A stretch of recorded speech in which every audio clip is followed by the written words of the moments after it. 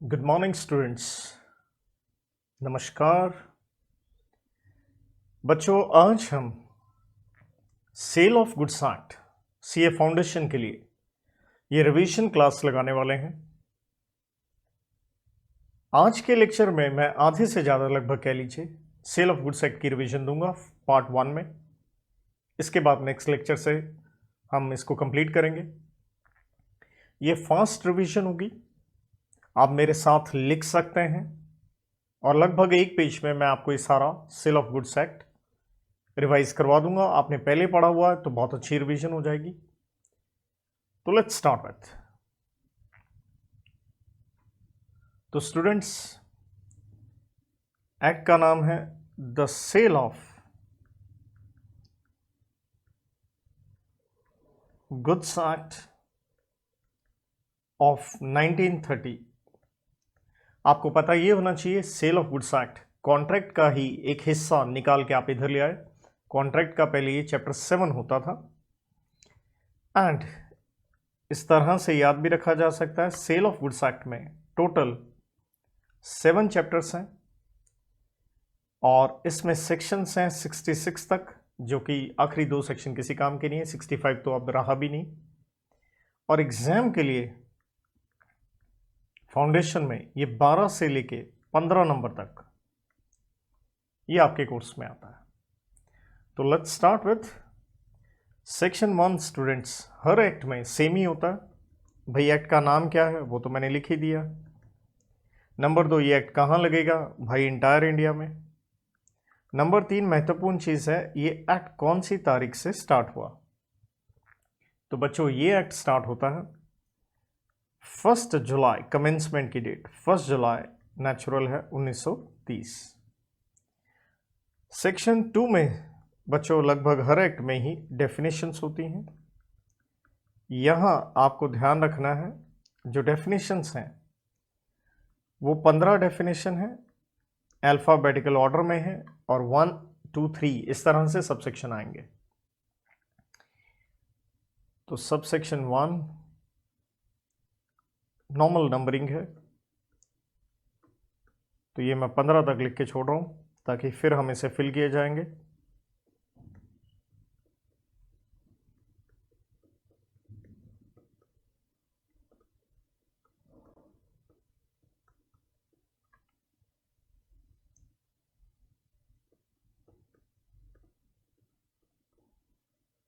बस इसमें से समझ लीजिए सबसे जो महत्वपूर्ण डेफिनेशन है वो आती है आपके सब सेक्शन 7 में। एक अच्छी डेफिनेशन और आती है, डेट इज सब सेक्शन 4 में। तो ये 2 डेफिनेशन ज़्यादा आपके लिए क्रूशियल है और ये सब सेक्शन 7 में तो सबसे इंपॉर्टेंट है, ये पक्का याद रखें। एज आई सेड, अल्फ़ाबेटिकल में ऑर्डर में जाती हैं डेफिनेशन ए बी सी करते हुए। तो ए नाम से तो कोई नहीं है, तो सबसे पहले बी से है बेटा बायर आएगा, फिर डी से आ जाता है डिलीवरी और यहाँ आ जाता है डिलीवरेबल स्टेट। तो एक बार मैं नाम फिल कर रहा हूँ। एंड डी से, which I said is very important, मैं इसे शॉर्ट में कहता हूँ डटॉग। वैसे पूरा नाम क्या है? Document of title of goods. And sub section 5 में फॉल्ट, 6 में future goods and as I said 7 is very important, that is goods. 8 में insolvent.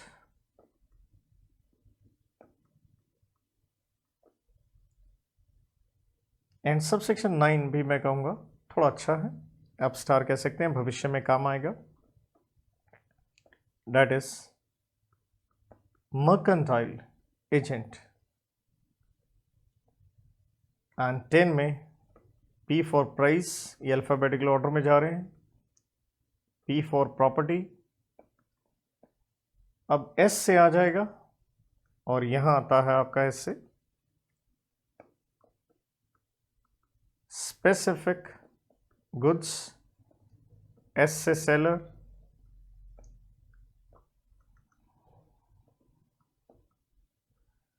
and then subsection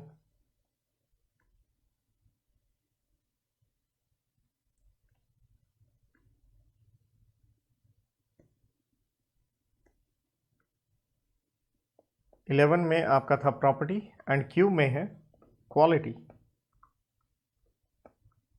numbering थोड़ी गलत हो गई, यहाँ 15 है तो नंबरिंग से, तो 14 में बेटा आपके आते हैं स्पेसिफिक गुड्स। और नॉर्मली हम 15 को इग्नोर करते हैं, जो कि मैं उससे बड़ा अच्छा मानता हूँ। 15 में क्या आता है, पहले हम 15 की ही बात कर लेते हैं। कहता आपने इस एक्ट में कुछ वर्ड्स इस्तेमाल किए, एक्सप्रेशन नेचुरल है, कुछ वर्ड्स इस्तेमाल किए और वो इस एक्ट में डिफाइंड नहीं है। तो प्रश्न ये है, इस एक्ट में कुछ वर्ड्स आ गए डिफाइंड नहीं है, तो उसका मीनिंग कहां से लें। कहता जाओ कॉन्ट्रैक्ट एक्ट 1872 में जो मीनिंग दे रखा वही ले लो। दरअसल इसी सबसेक्शन 15 से आपको समझना चाहिए सेक्शन नंबर 3, तो 3 भी मैं पहले ले रहा हूं। सेक्शन 3 सिंपल कहता है एप्लीकेशन, भाई लग जाएगा, कौन लग जाएगा बेटा, कॉन्ट्रैक्ट एक्ट 1872। भाई किसके ऊपर, नेचुरल है, on sale of goods act, मतलब सेल ऑफ गुड्स के ऊपर कॉन्ट्रैक्ट एक्ट की सारी धाराएं तो लगेंगी ही लगेंगी। दैट इज सेक्शन नंबर 3 आ गया यहाँ पे। तो as I said there are 7 chapters, तो 1 to 3 जो है ये बच्चों चैप्टर नंबर 1 आ जाता है सेक्शन 1 से 3 के अंदर, और हम इसे नाम देते हैं प्रीलिमिनरी। हमेशा किसी भी एक्ट में पहला चैप्टर प्रीलिमिनरी ही होता है, स्टार्टिंग होती है, तो ये 3 सेक्शन है। आइए डेफिनेशन भर लेते हैं। बायर का मतलब क्या है, 2 बातें हैं। हु बाइज, या तो खरीद रहा है या क्या कर रहा है, एग्रीज टू बाय। क्योंकि आप जानते ही हैं सेल में 2 बातें हैं, या तो सेल है या एग्रीमेंट टू सेल है, या तो आज खरीद लिया या खरीद लूंगा भविष्य में। नाउ डिलीवरी बहुत ही सिंपल, जब सामान मुझसे आप तक चला जाए तो हम इसे कहते हैं ट्रांसफर ऑफ क्या हो गया, पोजेशन। पोजेशन दूसरे के पास चला गया। डिलीवरेबल स्टेट, इसे हम कहते हैं कि गुड्स की ऐसी स्थिति है, स्टेट ऑफ गुड्स, जहां पे वेयर बायर जो है वो बाउंड है। बाउंड का मतलब है लायबल हो गया, भाई किस चीज के लिए लायबल हो गया, टू टेक डिलीवरी, उसे सामान की डिलीवरी लेनी ही पड़ेगी। शॉर्ट में लिख रहा हूं क्योंकि फास्ट रिवीजन है।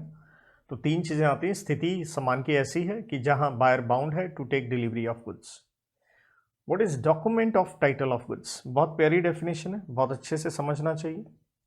तो मैं इसको कहूंगा 2 हिस्सों में तोड़ लीजिए। एक है इंक्लूड्स, बड़ा इंपॉर्टेंट पॉइंट।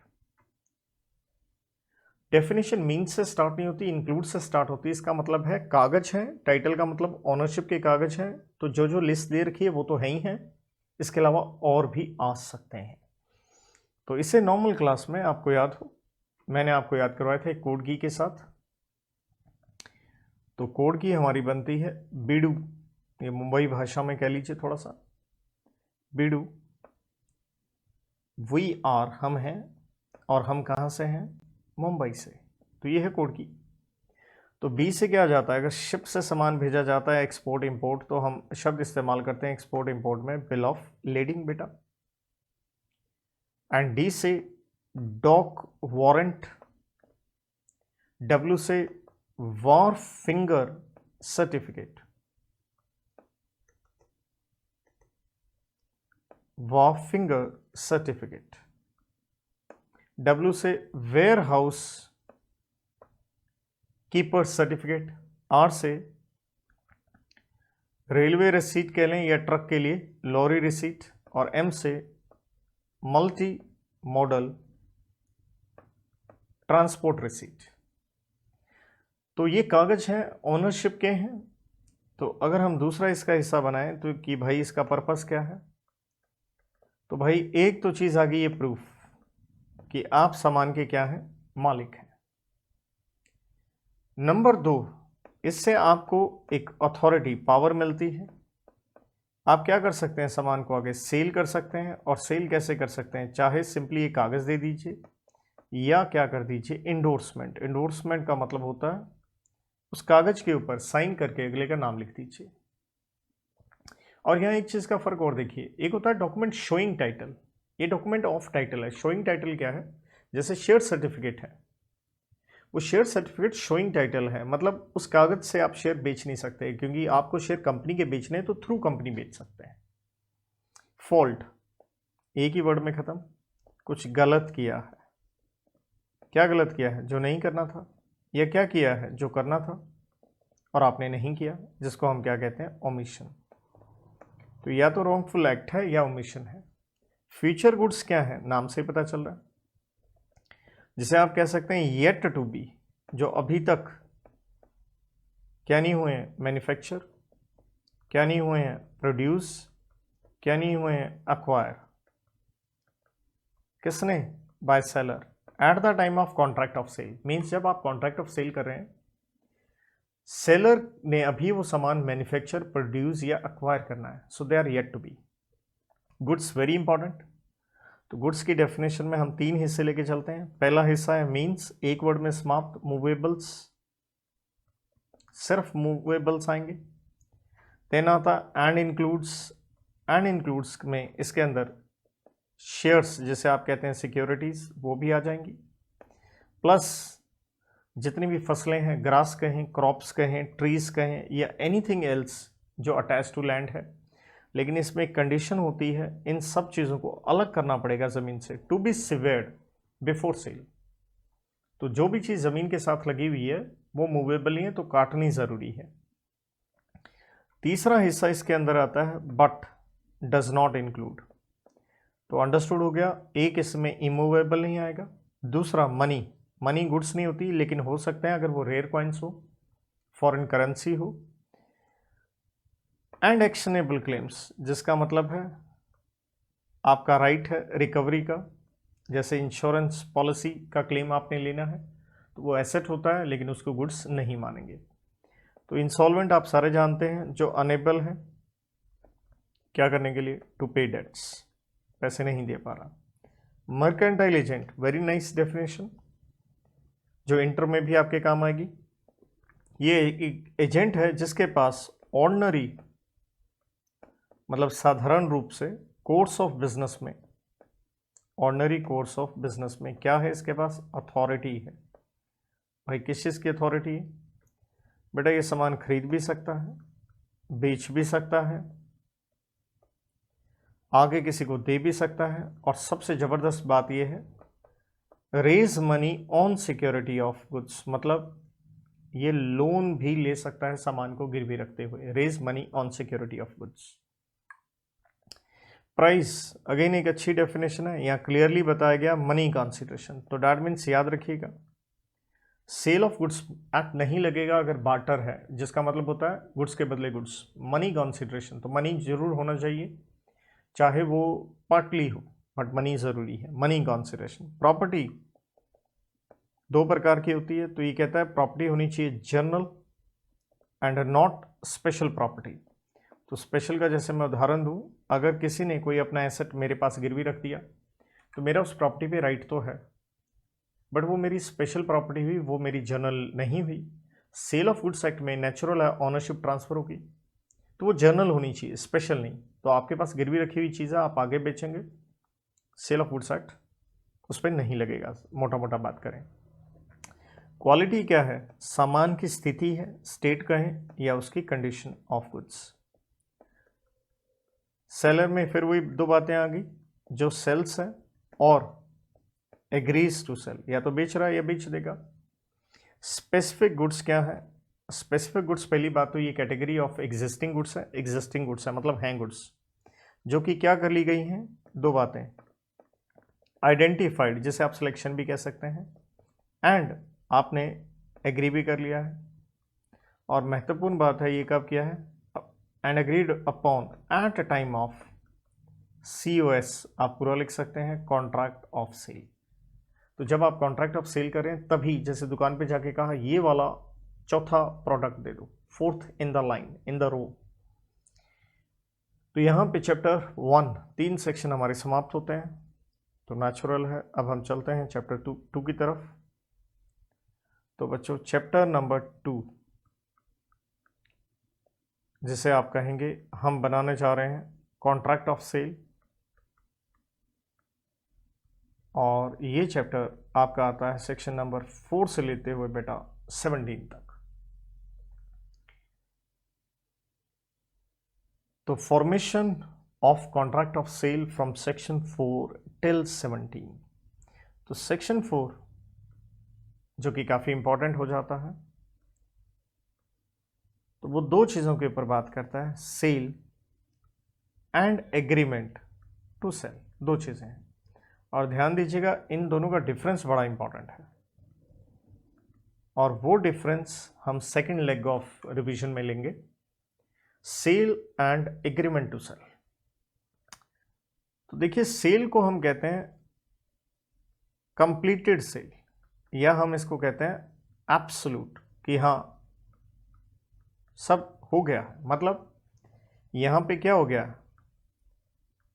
ट्रांसफर ऑफ जब प्रॉपर्टी हो जाए, प्रॉपर्टी, तो हम उसे कहते हैं सेल। और एग्रीमेंट टू सेल क्या है, यही ट्रांसफर ऑफ प्रॉपर्टी होगा लेकिन फ्यूचर में होगा, या आप कह सकते हैं सब्जेक्ट टू कंडीशंस, कि कुछ कंडीशंस क्या करनी है, फुलफिल। तो जब वो फुलफिल होंगी तभी प्रॉपर्टी क्या होगी, transfer. So we call it agreement to sell. Section 5 के अंदर यही आता है कॉन्ट्रैक्ट ऑफ सेल किस तरह से बनेगा। तो बड़ी सिंपल सी बात है, सारी कॉन्ट्रैक्ट एक्ट की धाराएं तो लगनी ही लगनी है, बट फिर भी सेक्शन 5 ने क्या कहा, सेक्शन 5 ने कहा भाई वही नॉर्मल पॉइंट, ऑफर होगा, ऑफर के साथ नेचुरल एक्सेप्टेंस होगा, और कॉन्सिडरेशन के लिए हम ऊपर भी पढ़ाए थे प्राइस होगा, और प्राइस का मतलब है मनी कॉन्सिडरेशन, काइंड में बात नहीं बनेगी। देन इसने दो चीज़ें कही कि ये जो पेमेंट होगी बायर ने करनी है, एंड डिलीवरी सेलर ने करनी है। ये तीनों चीज़ें या तो अभी हो जाएंगी जिसे आप कहते हैं इमीडिएट, या ये दोनों चीज़ें इंस्टॉलमेंट में भी हो सकती हैं, या ये दोनों चीज़ें फ्यूचर में भी हो सकती हैं, that is they may be postpone to future. Then section 5 ने वर्ड इस्तेमाल किए, आप जो कॉन्ट्रैक्ट है वो राइटिंग में करें, वर्ड ऑफ माउथ से करें, जिसे आप सिंपली क्या कहते हो, एक्सप्रेसली बना लो कॉन्ट्रैक्ट, या आपके कंडक्ट से, जिसे आप क्या कहते हो, इम्प्लाइडली। बाकी सारी कॉन्ट्रैक्ट एक्ट की धाराएं लगेंगी, हमने सेक्शन 3 में भी देख लिया। सेक्शन 6 के अंदर आता है क्लासिफिकेशन, या कह लीजिए टाइप्स। भाई किस चीज़ की, गुड्स की। तो मोटा मोटा गुड्स की 3 टाइप्स हम कह सकते हैं, लेकिन उसमें से सबसे महत्वपूर्ण जो टाइप है वो जरूर समझ में आनी चाहिए, उसे हम कहते हैं एग्जिस्टिंग गुड्स। तो नेचुरल है, समान है, बन चुका है, वास्तव में है। तो एग्जिस्टिंग गुड्स को हम 3 कैटेगरी में ब्रेक कर सकते हैं, जिसके ऊपर एक डेफिनेशन हम पढ़ाए थे सब सेक्शन आपके 14 में, स्पेसिफिक गुड्स। तो एक हो गई स्पेसिफिक जो हम पढ़ के आ चुके हैं, इसी का अगला हिस्सा हम कहते हैं असर्टेंट, और तीसरा हिस्सा इसका बन जाता है अनअसर्टेंट। तो आप देखिए हमने स्पेसिफिक गुड्स में क्या कहा था, 2 बातें थी महत्वपूर्ण, कि आपने आइडेंटिफाई किया उन्हें एंड एग्री अपॉन किया है at the time of contract of sale. तो ये 2 चीजें लेके चलनी है, आइडेंटिफाई एंड एग्री अपॉन। कब किया, at time of contract of sale. तो जैसे दुकान पे गए और जाके बोला भाई साहब ये वाला सामान दे दो, दैट इज स्पेसिफिक। असर्टेंट क्या है, identified and agreed upon after contract of sale. मतलब दुकान पे गए, भाई साहब ये वाली चीज़ दे दो, ये मोबाइल दे दो, उसके बाद कहा वो 5वां नंबर वाला दे दो। कॉन्ट्रैक्ट पहले कर लिया लेकिन सेलेक्ट बाद में किया है, अनअसर्टेन्ड, जब तक आप ये identify and agreed upon yet to be, मतलब जब तक ये टिक का मतलब है सेम लाइन इधर जो वर्ड लिखे हैं आइडेंटिफाई एंड एग्री अपॉन, ये अभी तक आपने किया नहीं है तो हम कह देते हैं अनअसर्टेन्ड।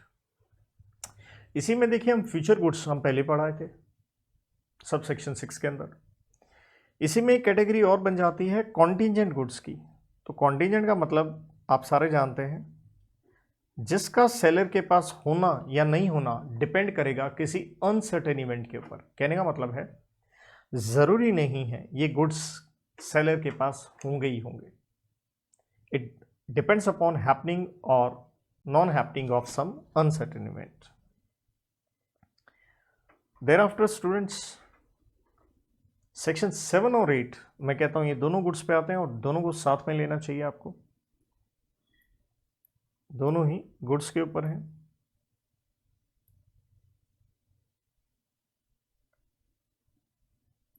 सेक्शन 7 एंड सेक्शन 8 और दोनों एक ही कॉन्सेप्ट पे डील कर रहे हैं और दोनों क्या कहते हैं, गुड्स क्या हो गए, पेरिश हो गए। गुड्स पेरिश हो गए, पेरिश का मतलब है डिस्ट्रॉय हो गए, तो दोनों में ये है कॉमन फैक्टर। तो 7 और 8 में फर्क क्या है, 7 कहता है ये डिस्ट्रॉय हुए हैं बिफोर सेल, अभी सेल नहीं हुई है, और 8 कहता है, ये भी कह रहा है बिफोर सेल बट आफ्टर, यहां समस्या आ गई, एग्रीमेंट टू सेल हो चुका है, तो यहां सेल ले लीजिए बिफोर कॉन्ट्रैक्ट ऑफ सेल, अभी कॉन्ट्रैक्ट हुआ नहीं है, उससे पहले गुड्स डिस्ट्रॉय हो गए, और ये यूं कह लीजिए without knowledge of seller, seller को बेचारे को पता ही नहीं है, नॉलेज भी कह सकते हैं, विदाउट फॉल्ट, उसकी कोई गलती भी नहीं है, डिस्ट्रॉय हो गए हैं उसे पता नहीं है, यूं कह लीजिए। तो हम क्या कहेंगे, यहां पे कॉन्ट्रैक्ट क्या हो जाएगा, वॉइड। और 8 क्या कहता है, एग्रीमेंट टू सेल हो चुका है लेकिन अभी सेल नहीं हुई है, तो यहां क्या कहेंगे, कॉन्ट्रैक्ट कैन बी अवॉइडेड। तो ठीक है, आप उस कॉन्ट्रैक्ट को एज ए बायर क्या कर सकते हैं, कैंसिल कर सकते हैं, क्योंकि सामान तो रहा ही नहीं और ये आपके हाथ में नहीं है, डिस्ट्रॉय हो जाना, आग लग सकती है, this and that, anything may happen. इसके बाद प्राइस के ऊपर बारी आती है।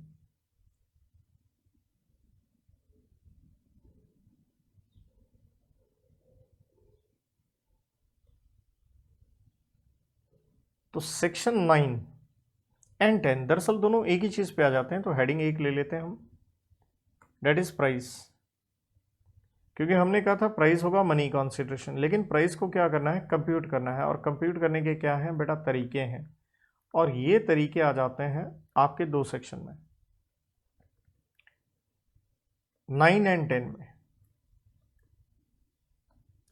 तो सेक्शन 9 एंड 10, सेक्शन 9 कहता है जी प्राइस कैसे तय होगा, तो उसने 3 बातें कर दी वैसे, कहता है या तो होगा एक्सप्रेस, मतलब साफ कॉन्ट्रैक्ट में लिखा हुआ है, या फिर प्राइस कैसे कंप्यूट करना है, आपने उसको कंप्यूट करने का बता दिया तरीका, जैसे 10 रुपए किलो, या कहता course of dealing between parties, मतलब बायर सेलर ने तय किया यार कर लेंगे, प्राइस के होते नहीं यार दोस्त, कर लेंगे कोई बात नहीं, bull see to it, course of dealing, जैसे जैसे आगे बात बढ़ती जाएगी bull fix the price.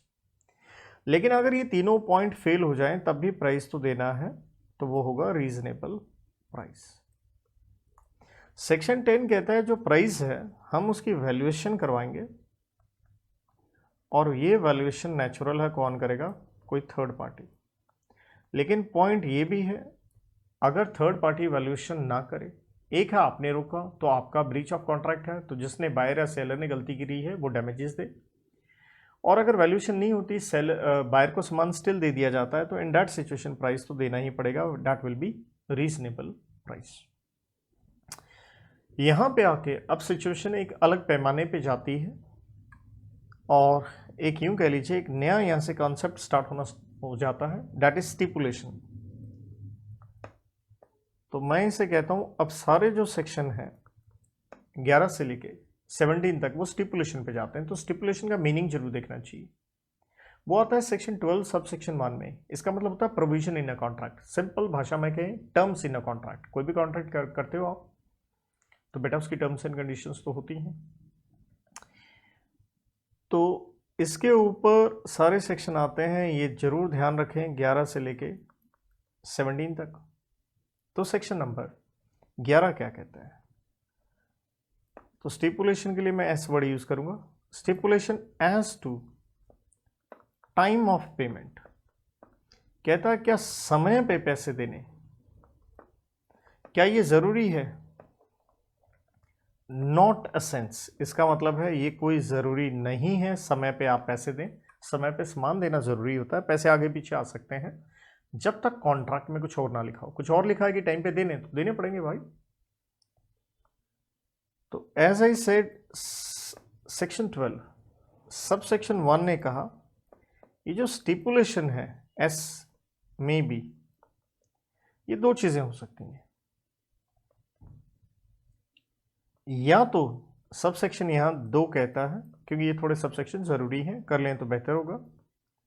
Sub section 2 कहता है या तो स्टिपुलेशन क्या होगी, या होगी वो कंडीशन।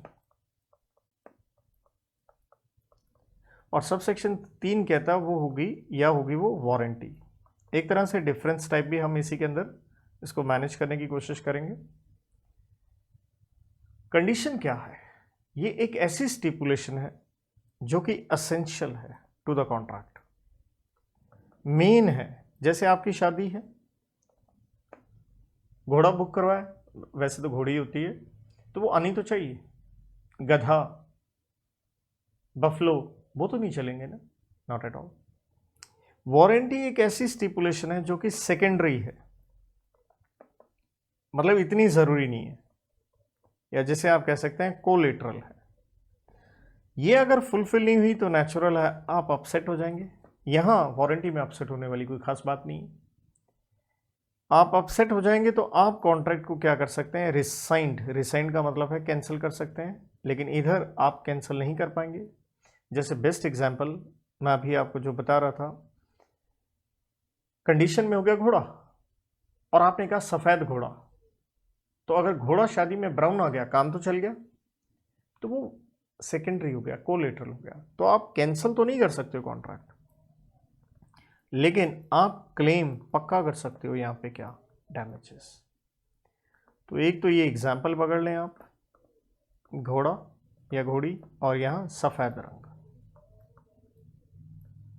राइट। तो इसे डिफरेंस के रूप में भी क्वेश्चन को लेके चलिएगा आप। एक तरह से रिसाइंड वाला पॉइंट हो गया ब्रीच ऑफ कॉन्ट्रैक्ट। और मैं नॉर्मल क्लास में कोड की करवाता हूँ, उससे आपको याद ही होगा कोड की, don't mess with me, BP सही नहीं है। तो वो सारे पॉइंट मोटे मोटे मैंने इसके अंदर लिख दिए हैं। अच्छा, एक 12(4) ने बड़ी खूबसूरत चीज़ कही। 12(4) क्या कहता है? सेक्शन 12 सब सेक्शन 4 ये कहता है समस्या क्या है, स्टिपुलेशन कंडीशन होगी या वारंटी होगी? कहता आप जो मर्जी वर्ड्स यूज करें, लोग यूज कर लेते हैं, लेकिन वो स्टिपुलेशन कंडीशन है या वारंटी है वो डिपेंड करता है सर्कमस्टांसेस ऑफ ईच केस। मतलब आप बार बार कंडीशन कंडीशन कर रहे हैं या बार बार वारंटी वारंटी आप कर रहे हैं, but it may turn out to be condition. तो कहता शब्दों पे नहीं, ये तो हमें सिचुएशन देखनी पड़ेगी। सेक्शन 13 सेज जो कंडीशन है आप उसे, क्योंकि जरूरी चीज थी, लेकिन आप अपना वो राइट वेव कर सकते हैं, may be treated as what? Warranty. तो यहां पे 4 पॉइंट आते हैं, जिसको मैं आसान करूं तो एक कहूंगा आपने अपनी कंडीशन छोड़ दी, वेवर। वेवर 2 प्रकार की हो सकती है। आपने खुद कहा चलो जाने दो यार, कोई बात नहीं, शादी में घोड़ा नहीं आया, कोई बात नहीं, हाथी पे चलते हैं, क्लियर। तो आपने वेव कर दिया, कुछ भी कह लीजिए। या जो वेवर है वो कंपल्सरी हो गया। कंपल्सरी का मतलब यहाँ है बाय लॉ। जैसे लॉ ने ही कोविड के दौरान बहुत सारे कंडीशंस लोगों की क्या हो गई, अब ऑटोमेटिकली कैंसिल हो गई, तो बाय लॉ सरकार ने लॉ चेंज कर दिया। या आप उसे ट्रीट ही क्या कर रहे हो, आपने उसे ट्रीट ही एज वारंटी कर लिया, कोई बात नहीं, चलेगा। एंड चौथा पॉइंट ये आता है, कॉन्ट्रैक्ट जो है नॉट सेवरेबल, मतलब जो सामान आने थे हम उनको अलग अलग नहीं कर सकते हैं, अलग पार्ट्स में नहीं बांटा जा सकता है। लेकिन बायर ने क्या कर लिया, जो भी सामान आ गया उसे एक्सेप्ट कर लिया। तो डैट मीन्स जो चीज़ आनी चाहिए थी, जो कंडीशंस थी, वैसे तो नहीं आया, तो जो आ गया आपने एक्सेप्ट कर लिया फुली या पार्टली। ये कंडीशंस और वारंटी या तो बच्चों एक्सप्रेस हो सकती हैं या इम्प्लाइड हो सकती हैं, आप कॉन्ट्रैक्ट में जैसे मर्जी फिक्स करें। तो बहुत महत्वपूर्ण यह क्वेश्चन बन जाता है, इम्प्लाइड कंडीशंस एंड वारंटीज। तो मैं इनको इकट्ठा ही लिखूंगा क्योंकि मैं ऑर्डर में ही चल रहा हूँ, लेकिन मोटा मोटा एज ए स्टूडेंट आपको पता होना चाहिए ये 4 सेक्शन में आती हैं। इम्प्लाइड मीन्स अंडरस्टूड है, ये कंडीशन एंड वारंटी है, लॉ ने खुद कहा है। जहां section number 14 sub section A में आईसी का मतलब है इम्प्लाइड कंडीशन है, तो ऑर्डर में चलेंगे, अलग अलग नहीं कर रहे। इम्प्लॉयड कंडीशन है एज टू टाइटल, टाइटल पहले बताया था बच्चों, ओनरशिप। आप सेलर हो तो अंडरस्टूड है, चीज़ आपकी होनी चाहिए, इसमें कहने वाली क्या बात है, ये तो सबसे बड़ी कंडीशन है। 14B में इम्प्लॉयड वारंटी है, सी में भी इम्प्लॉयड वारंटी है, ये पक्का ध्यान रखें। तो इम्प्लॉयड वारंटी बी में किस चीज़ से आती है, एज टू क्वाइट पोजेशन, जिसका मतलब क्या हो गया, आप बायर हैं, सामान खरीदा, तो आपको कोई तीसरा आदमी परेशान ना करे, क्वाइटली आप उसे एंजॉय कर सकें, तो बेसिक आपका राइट है। और सी में क्या आ गया, implied warranty as to freedom from encumbrances, इसका मतलब है जो सामान खरीदा है, इनकम्ब्रेंसेस का मतलब है इसके ऊपर किसी तीसरे पार्टी का कोई हक नहीं होना चाहिए, इसलिए मेन ए पॉइंट में चला गया, ओनरशिप। तो वारंटी में क्या कह दिया, कोई परेशान ना करे या किसी तीसरे का उसके ऊपर हक नहीं होना चाहिए। सेक्शन 15 में 2 चीज़ें आती हैं और आती हैं इम्प्लॉयड कंडीशन पे ही हैं। कहता है इम्प्लॉयड कंडीशन है, अगर आपने कोई चीज़ बेची है बाय डिस्क्रिप्शन, मतलब डिस्क्राइब किया आपने, क्लियर, जैसे आपकी शादी की बात हो रही है, अगर कैटरीना टाइप लड़की बताए, राइट, या ऋतिक रोशन जैसा लड़का या ऐसे बताए और कुछ और निकले तो चलेगा नहीं ना। सिंपल सी बात है, अगर मटर बेचने की बात हुई है, if you contract to sell peas you can not oblige buyer to take beans, beans से काम नहीं चलेगा। और दूसरी बात है सेल बाय सैंपल, आपने सैंपल भी दिखाया एंड डिस्क्राइब भी किया, माना कोई चीज़ हमने सैंपल देखी भी है लेकिन अगले ने डिस्क्राइब भी की है, तो नेचुरल सी बात यहाँ पे ये आती है, ये दोनों की दोनों चीज़ें क्या होनी चाहिए, मैच होनी चाहिए। The bulk must match, it must correspond. Then section number 16, section number 16 में सब सेक्शन बच्चों 1 है, 2 है, 3 है, हम ऐसे चलेंगे। सब सेक्शन 1 कहता है, अच्छा है ये आपके एम्प्लॉयड कंडीशन पे ही, implied condition as to quality या फिर कह लीजिए फिटनेस, ये कभी भी कंडीशन नहीं हो सकती। क्यों, क्योंकि कौन सी चीज़ आपके लिए सही है, फिट है या नहीं है, इसमें सेलर का क्या कसूर है। लेकिन हाँ, इसमें कई चीज़ें आपको देखनी जरूर होती हैं, कई सिचुएशंस यू हैव टू सी। उन सिचुएशन में सबसे पहली चीज़ ये आती है कि भाई आपने सेलर को बता दिया मुझे काम सामान किस काम के लिए चाहिए, और आपने सेलर के ऊपर रिलाई किया, उसके स्किल के ऊपर रिलाई किया, फिर तो अंडरस्टूड है, क्वालिटी और फिटनेस होनी चाहिए। जैसे आपने कहा मुझे व्हीकल चाहिए हिल्स पे चलाने के लिए, तो उसके हिसाब से सूटेबल होना चाहिए। या यूं कह लीजिए जो भी गुड्स हैं उसके नंबर ऑफ पर्पसेस हैं, तो एक ही सामान के कई पर्पस हैं, तो आपको बताना होगा किस पर्पस के लिए वो चाहिए। जैसे मेहंदी है, सिर पे लगाने की भी है, हाथ पे लगाने की है, तो आप बताओ तो सही, वहां पे फिर वो इम्प्लॉयड कंडीशन हो जाती है। हाँ, अगर कोई सामान किसी ब्रांड नेम से बेचा जा रहा है, तो देखिए यहां ये कभी भी इंप्लॉयड कंडीशन नहीं हो सकती क्योंकि आपने ब्रांड मांगा, इसमें सेलर का कोई कसूर नहीं है। एक चीज और इसमें, अगर आप सफर करें किसी एबनॉर्मेलिटी से, जैसे मान लीजिए आपको कोई स्किन इशू है तो सिर्फ कॉटन का कपड़ा आपको सूट करता है, तो आप बताइए कि I am suffering from this abnormality, तो सेलर के लिए वो क्या बनेगी, इंप्लॉयड कंडीशन की चीज आपके लिए सूट करे। 16(2) में इंप्लॉयड कंडीशन है एज टू मर्चेंटेबिलिटी। मर्चेंटेबिलिटी का सिंपल मतलब है सामान फर्दर सेलेबल होना चाहिए, आगे बिक सके। क्योंकि अगर आप रिटेलर हैं, होलसेलर से सामान खरीद रहे हैं तो आगे बिकेगा तभी खरीद रहे हैं, तो इसलिए वो फिट होना चाहिए, सेलेबल होना चाहिए। सबसेक्शन 3 कहता है implied condition as to same point quality और फिटनेस मे बी एनेक्स्ड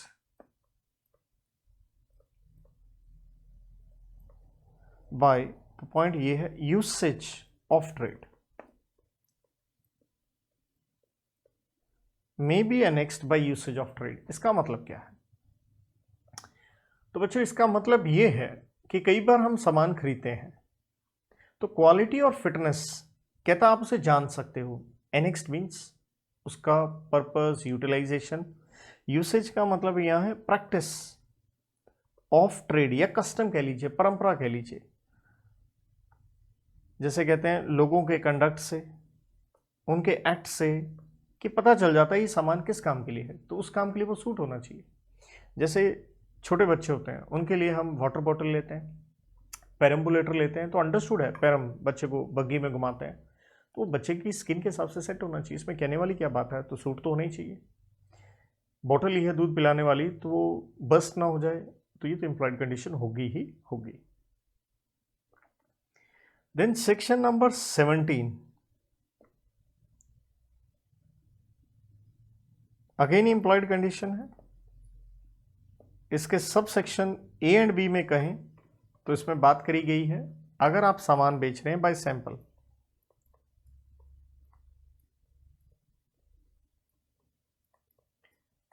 तो नेचुरल है बल्क मस्ट कॉरस्पॉन्ड, मतलब लगभग सारा जो सामान है कॉरस्पॉन्ड मतलब मैच होना चाहिए जो सैंपल दिखाया गया था। अगर हम कोई ब्रांडी खरीदने गए हैं, ठंड में पीने के लिए होती है, और अगले ने रंग मिला के दे दी, वो तो चलेगा नहीं, फीलिंग नहीं आएगी ना, sample. Then sale implied condition है as to wholesomeness, as to wholesomeness. Wholesomeness का मतलब होता है फ्री फ्रॉम डिफेक्ट, कि डिफेक्ट नहीं होनी चाहिए, खास करके ईटेबल्स के केस में। जैसे पता चला दूध तो आ गया लेकिन उसमें कोविड के जर्म्स थे, ये तो सही नहीं है, वैसे ही डर लगता है भाई उससे। हाँ, तो बच्चों यहां पे आके हमारा चैप्टर नंबर 2 समाप्त होता है और हम चैप्टर 3 तक पढ़ेंगे। तो चैप्टर 3 स्टार्ट्स। तो स्टूडेंट्स चैप्टर जो 3 है वो डील करता है ट्रांसफर ऑफ प्रॉपर्टी के ऊपर, क्योंकि अल्टीमेटली सेल हो रही है तो ऑनरशिप सेलर से कहां जानी चाहिए, बायर की तरफ। सो chapter number 3 transfer of property, ownership, title, and this is from section 18 till 30. 18 to 26 this is bit tricky, थोड़ा सा टेक्निकल है। सेक्शन 18 कहता है प्रॉपर्टी तब तक ट्रांसफर नहीं होगी जब तक आप गुड्स असर्टेन ना कर लें, जिसका मतलब क्या था, आइडेंटिफाई एंड एग्री ना कर लें। तो मैं यहां शॉर्ट में टीओपी ही कहने वाला हूं क्योंकि ये चैप्टर स्टार्ट हो गया transfer of property. So no TOP if uncertain goods, यूं कह लीजिए, आसान शॉर्ट में लिखे हम, और इसका मतलब है आप क्या कीजिए उसे असर्टेन, आइडेंटिफाई, एग्री अपॉन करें। 19 कहता है ट्रांसफर ऑफ प्रॉपर्टी कब होगा, when parties decide, parties intent, आपकी मर्जी के ऊपर है, जब मर्जी प्रॉपर्टी आप ट्रांसफ़र कर लीजिए। तो आप कैसे डिसाइड करेंगे, कैसे पता चलेगा? भाई आपका कॉन्ट्रैक्ट है तो उसकी कंडीशंस हो सकती हैं, आपका कंडक्ट हो सकता है, हर कॉन्ट्रैक्ट के कुछ सरकमस्टांसेस हो सकते हैं, तो उससे पता चल जाएगा कि आप प्रॉपर्टी कब ट्रांसफ़र करना चाहते हैं। बाकी सेक्शन 19 ने ये कह दिया ट्रांसफ़र ऑफ प्रॉपर्टी के रूल्स जो हैं वो जाइए आप सेक्शन 20 से लेके 24 में पढ़ लीजिए, वो रूल्स हैं। बाकी आपके ऊपर है जैसे आप प्रॉपर्टी ट्रांसफ़र करना चाहें। तो सेक्शन नंबर 20, 21 एंड 22, ये तीन जो सेक्शंस हैं स्टूडेंट्स, ये आपको थोड़े से इकट्ठे लेके चलने चाहिए क्योंकि ओवरलैप करते हैं ये। तो पहली बात ये है, तीनों ये कहते हैं, ये डील करते हैं एग्जिस्टिंग गुड्सों, गुड्स एग्जिस्टिंग है, एंड दूसरा आप कह सकते हैं स्पेसिफिक गुड्स हैं। स्पेसिफिक का मतलब था आइडेंटिफाई, एग्री किए हैं। तो सेक्शन 20 कहता है ये जो स्पेसिफिक गुड्स हैं आपके डिलीवरेबल स्टेट में है। तो डिलीवरेबल स्टेट में है तो ट्रांसफर ऑफ प्रॉपर्टी तो होगी। कब होगी? तुरंत, ऑन स्पॉट, या जैसे आप क्या कहेंगे इमीडिएटली, जिसका मतलब है अगर अगले ने तोलना था तोल दिया, पैकेजिंग करनी थी वो कर दी, प्रोसेसिंग जो भी करना है, कटिंग वटिंग सब कर दिया उसने। 21 कहता है जो गुड्स हैं नॉन डिलीवरेबल स्टेट में है, तो यहां तो ट्रांसफर ऑफ प्रॉपर्टी इमीडिएट होगी थी डिलीवरेबल में, तो डिलीवरेबल में नहीं है, तो that means no TOP, transfer of property नहीं हो सकती जब तक आप क्या ना करें, टेल समथिंग डन। तो जब तक वो तोलना, प्रोसेसिंग, पैकेजिंग करना ना कर लें, जब तक गुड्स डिलीवरेबल स्टेट में ना आ जाए, प्रॉपर्टी ट्रांसफर नहीं होगी। 22 क्या कह गया? 22 डील तो स्पेसिफिक गुड्स से कर रहा है और वो कह रहा है if something to be done, ये तो सेम आ गया 21 जैसा, समथिंग टू बी डन, लेकिन कहता है वो क्या करना है, टू अ सर्टेन प्राइस, ताकि उसका प्राइस पता चल सके। तो नेचुरल है जब तक आप वो समथिंग ना कर लें, no TOP, no transfer of property till then. तो फिर से वही तोलना, प्रोसेसिंग, पैकेजिंग, जो भी कटिंग वटिंग जो कहना कह लीजिए, वो सब करना पड़ेगा आपको। सेक्शन 23 बात करता है ट्रांसफर ऑफ प्रॉपर्टी अगर गुड्स जो है फ्यूचर है या कॉन्टीजेंट है,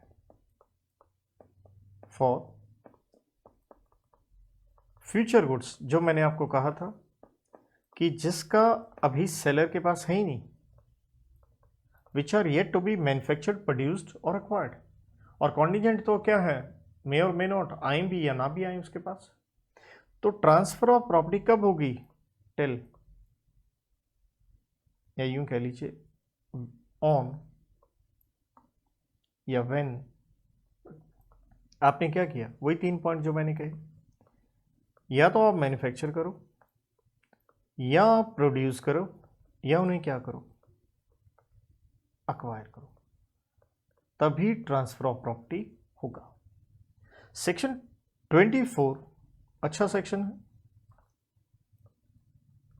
कहता सेल हुई है लेकिन हम इसे कहते हैं ऑन अप्रूवल बेसिस, या जैसे आप कहते हो ऑन अप्रूवल और रिटर्न बेसिस। तो भाई पसंद आए रख लेना, वरना सामान क्या कर देना, वापस कर देना। तो अप्रूवल बेसिस पे सामान बेचा है तो ट्रांसफर ऑफ प्रॉपर्टी कब होगा, यहां 3 पॉइंट है, या तो बायर क्या करे, अप्रूवल कर दे, अप्रूव्स, कंसेंट दे दे, या उसने क्या किया, कुछ नहीं करना था वो कर दिया, इनकंसिस्टेंट एक्ट। जहां एग्जाम्पल लिख सकते हैं, जैसे उसने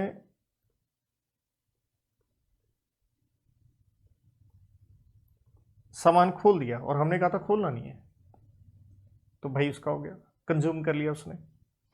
या फिर उसने क्या क्या हुआ, टाइम लैप्सेस, हमने दिन दिए थे 7 दिन, बीत गए, तो भाई अंडरस्टूड है, बीत गए तो अब चीज़ उसकी होगी, और ये होगी ट्रांसफर ऑफ प्रॉपर्टी।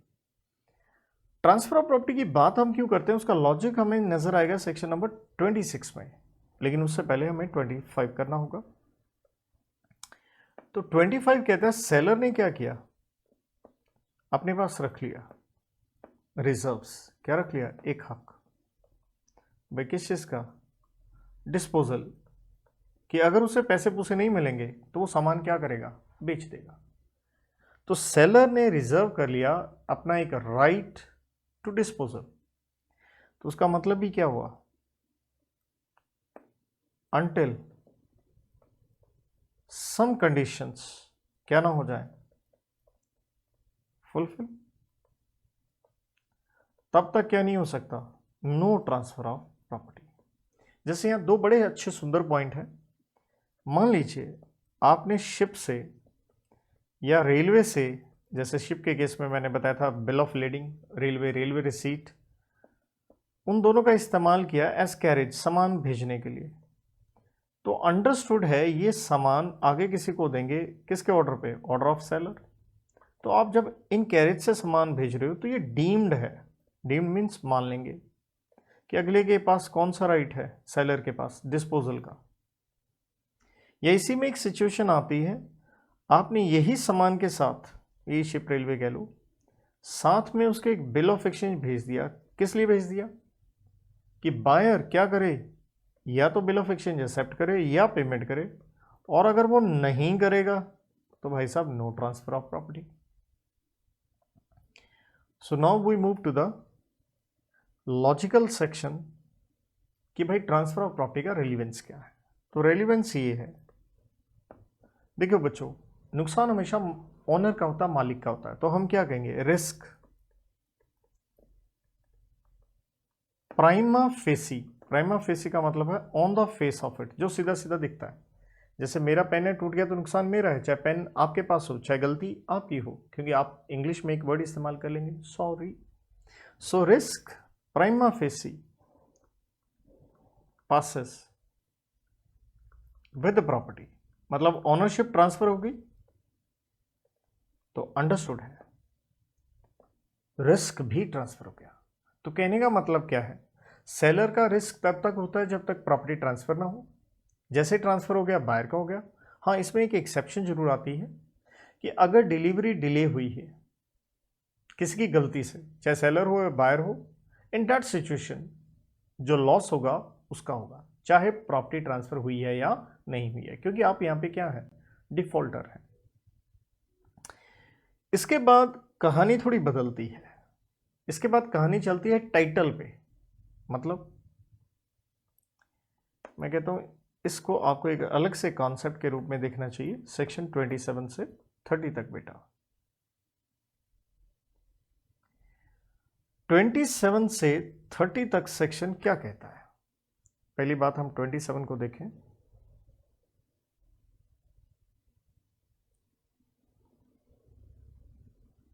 तो 27 कहता है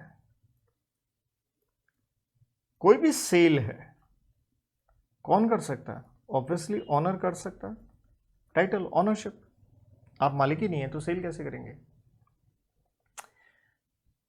सिंपल सी बात है, निमो डेट कोड नॉन हैबिट, इसका मतलब क्या है इस लीगल टर्म का, no one can give that which one has not got. मतलब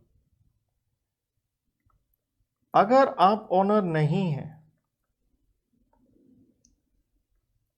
नो टीओपी, तो बायर का टाइटल, बायर की ऑनरशिप डिफेक्टिव रहेगी, क्योंकि उसने चोर से सामान खरीद लिया। लेकिन क्वेश्चन आगे ये बढ़ता है, भाई एक्सेप्शंस है, जिसका मतलब क्या हुआ, जिसका मतलब है यस वैलिड सेल हो सकती है, चाहे आप क्या नहीं है, ऑनर नहीं है, तब ही वैलिड सेल हो सकती है।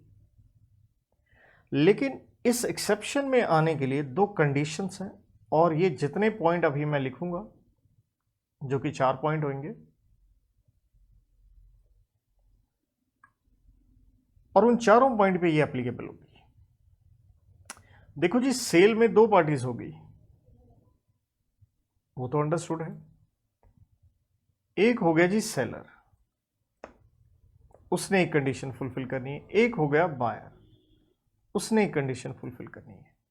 सेलर के पास क्या होना चाहिए सेल करने के लिए? माना वो ओनर नहीं है, लेकिन उसके पास पोजेशन होना चाहिए। किसका? नेचुरल है, गुड्स का। या गुड्स ना हो तो उसके कागज भी चलेंगे, जिसके हमने डेफिनेशन पढ़ी सब सेक्शन 4 में, सेक्शन 2 में, document of title of goods. उसके पास सामान या कागज होने चाहिए, क्योंकि आपको कोई सामान बेच रहा है, चाहे वो चोर है, हमें तो नहीं पता। तो अगर हम शरीफ हैं, इसका मतलब है जो बायर है एक्टिंग इन गुड फेथ है। मतलब उसने गुड फेथ का मतलब क्या होता है, उसे नॉलेज नहीं है कि सेलर की ओनरशिप में डिफेक्ट है, बेचारे ने खरीद लिया, तो यहां बायर शरीफ आदमी है, ये वैलिड सेल मानी जाएगी। क्यों मानी जाएगी, आपको इन पॉइंट से समझ में आएगा। तो पहला पॉइंट दोबारा से सेक्शन 27 आ रहा है, ये 27 में ही एक्सेप्शन दी गई है और उसको हम प्रोविजो कहते हैं। तो 27 ने कहा अगर ये सामान बेच दिया है मर्केंटाइल एजेंट, हम पढ़ के आए थे सब सेक्शन 9 में डेफिनेशन, कि उसके पास तो अथॉरिटी थी, क्लियरली ये पढ़ाया था, अथॉरिटी थी खरीदने की, बेचने की, कंसाइन करने की, and raise money on the security of goods. तो मर्केंटाइल एजेंट दुकान पे बैठा एक ऐसा आदमी है, सारा काम धंधा वही संभाल रहा है, लाला जी तो गले पे बैठे रहते हैं, तो वो वैलिड सेल मानी जाएगी।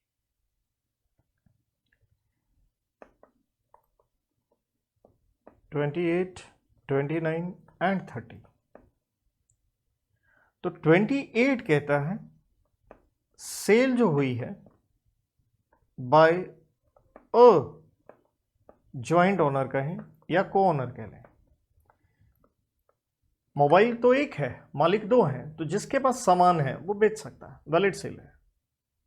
भाई दोनों लोगों ने मिलके क्यों लिया फिर?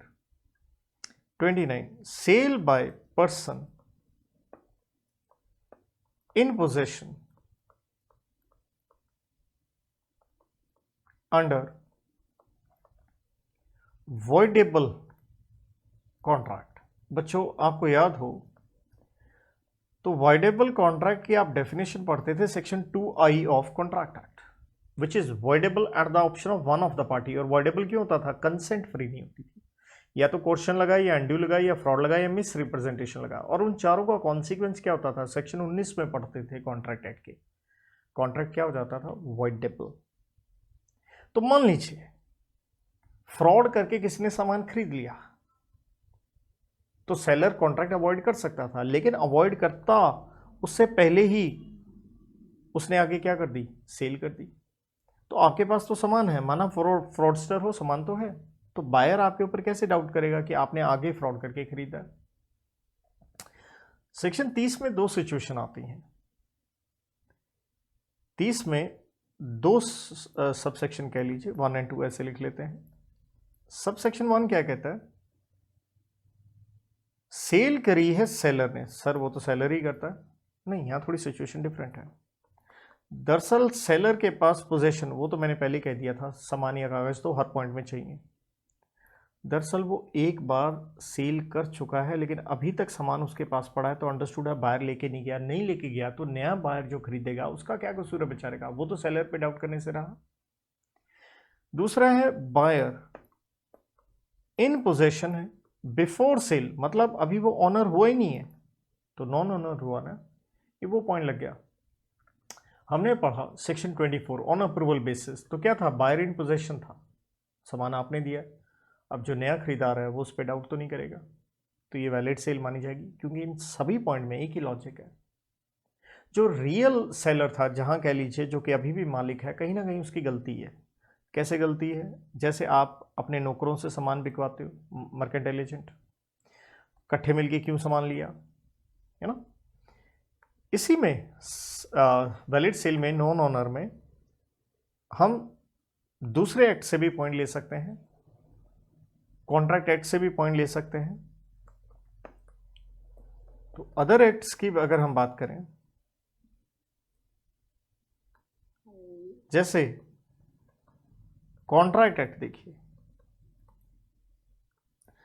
कॉन्ट्रैक्ट एक्ट में, क्वासी कॉन्ट्रैक्ट में आपने पढ़ा था फाइंडर ऑफ लॉस्ट गुड्स, वो सामान बेच सकता है। और वो कॉन्ट्रैक्ट एक्ट का टेक्निकली कहूँ तो वैसे फाइंडर आपने 71 में पढ़ा था, लेकिन वो बेचने का हक आता है सेक्शन 169 में। तो आप ऑनर नहीं भी हैं, फाइंडर ऑफ लॉस्ट गुड्स हैं, बेच सकते हैं अगर गुड्स पेरिशेबल हैं, एक्सपेंसेस 2/3 ऑफ वैल्यू हो चुका है। या कॉन्ट्रैक्ट एक्ट में ही आता है प्लेजी। प्लेजी कौन से वर्ड से बना? प्लेज से। प्लेज का मतलब होता है गिरवी रखना। तो अगर आपने अपना ज्वेलरी गिरवी रखी है और लोन वापस नहीं किया, वो प्लेजी, वो लेंडर ऑनर ना होते हुए भी सामान बेच सकता है, और ये कहता है 176। तो ये पॉइंट कॉन्ट्रैक्ट एक्ट के आगे। ऐसे ही अगर हम थोड़ी सी बात करें इंसॉल्वेंसी एक्ट्स की, कह लीजिए, जैसे आजकल ये है इंसॉल्वेंसी एंड बैंक्रप्सी कोड 2016। तो इंसॉल्वेंसी में क्या होता है, कोर्ट की तरफ से एक ऑफिसर अपॉइंट होता है जिसे हम कहते हैं ऑफिशियल, रिसीवर या साइनी। तो वो क्या कर लेता है, इंसॉल्वेंट की प्रॉपर्टी टेक ओवर कर लेता है और उसे बेचने का हक रखता है। तो वहां पे भी वो क्या है, नॉन ऑनर है। तो स्टूडेंट्स, इसके साथ पार्ट 1 ऑफ रिवीजन, और मैंने कहा था एक पेज में मैं आपको लगभग करवाने की कोशिश करूंगा। You may have a look. Exactly register के एक पेज में मेरी तरफ से यहां मैंने रिवीजन करवा दी। होप सो आपको यूटिलिटी मिली होगी।